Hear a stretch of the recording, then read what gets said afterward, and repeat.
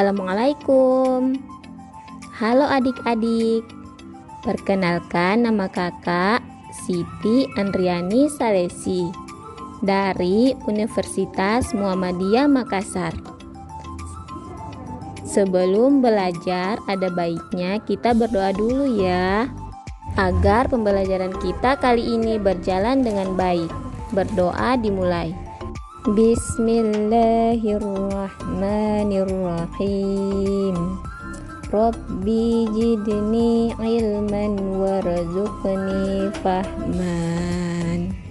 Berdoa selesai. Hari ini kita masuk pada tema 8 lingkungan sahabat kita, subtema 3 usaha pelestarian lingkungan, pembelajaran 4. Tujuan pembelajaran kita hari ini, siswa mampu menjelaskan cara-cara menghargai kegiatan orang lain dalam usaha dengan baik. Yang kedua, siswa mampu menjelaskan arti penting memahami keragaman sosial budaya dengan baik. Dan yang ketiga, siswa dapat mengidentifikasi informasi penting dari teks dengan benar.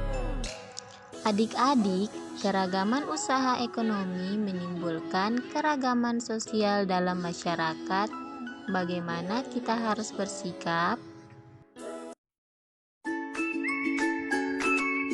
Adik-adik, simak penjelasan kakak berikut ini ya. Menghargai kegiatan usaha ekonomi orang lain. Kamu telah memahami kegiatan ekonomi yang berkembang di Indonesia. Setiap orang akan melakukan kegiatan ekonomi untuk memenuhi kebutuhan hidup.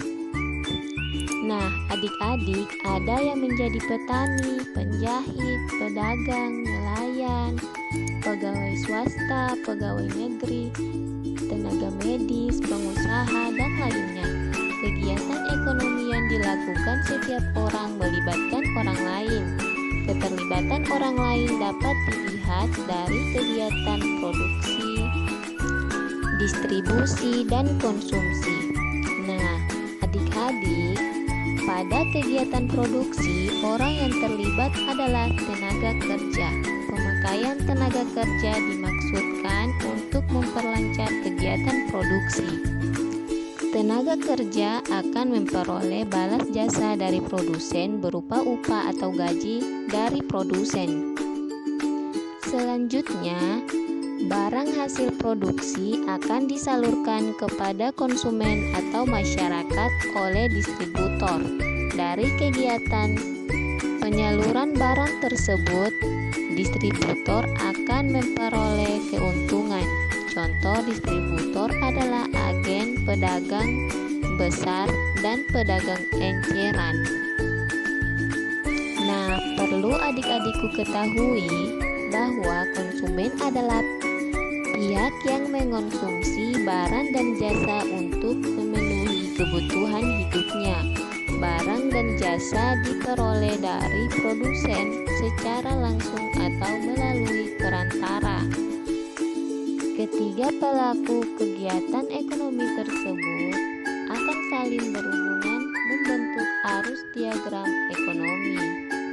Nah, adik-adik, setiap pelaku kegiatan ekonomi memiliki peran yang saling menguntungkan. Menurut kodratnya, manusia berperan sebagai makhluk sosial dan makhluk ekonomi. Sebagai makhluk sosial, manusia akan berhubungan atau berinteraksi dengan manusia lain. Sebagai makhluk ekonomi, manusia akan melakukan kegiatan ekonomi untuk memenuhi kebutuhan hidupnya.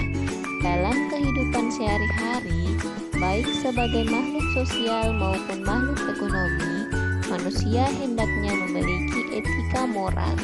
Dengan etika moral, manusia dapat menghargai setiap kegiatan ekonomi yang dilakukan oleh orang lain.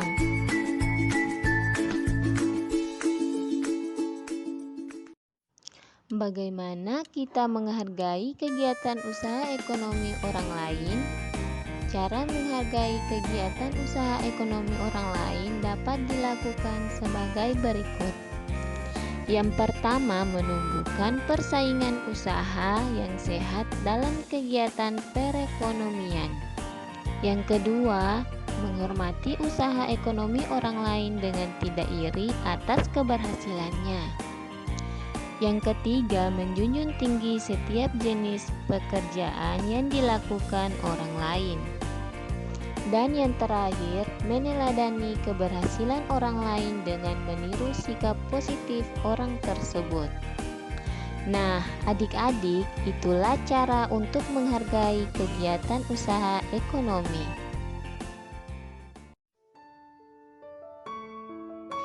Nah, adik-adik, perhatikanlah bagan berikut ini, menghargai kegiatan usaha ekonomi orang lain. Nah, untuk menghargai usaha ekonomi orang lain, yang pertama, kita harus menumbuhkan persaingan sehat dan menghormati usaha ekonomi orang lain dengan tidak iri atas keberhasilannya. Yang kedua, menjunjung tinggi setiap jenis pekerjaan yang dilakukan orang lain. Yang ketiga, meneladani keberhasilan orang lain dengan meniru sikap positif orang tersebut. Produksi pakaian melibatkan peran banyak pihak.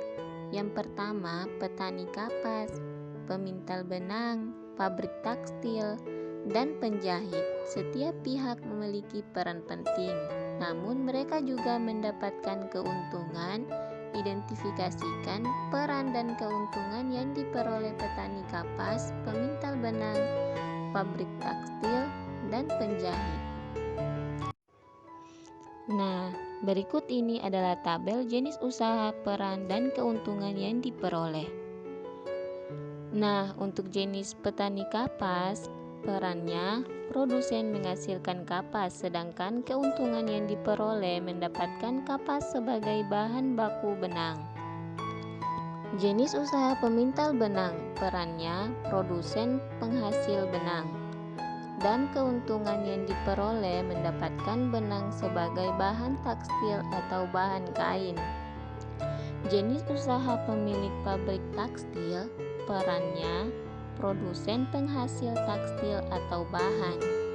Keuntungan yang diperoleh mendapatkan tekstil sebagai bahan membuat baju atau pakaian. Jenis usaha pegawai pabrik tekstil, perannya sebagai tenaga kerja. Keuntungan yang diperoleh untuk memperlancar kegiatan produksi.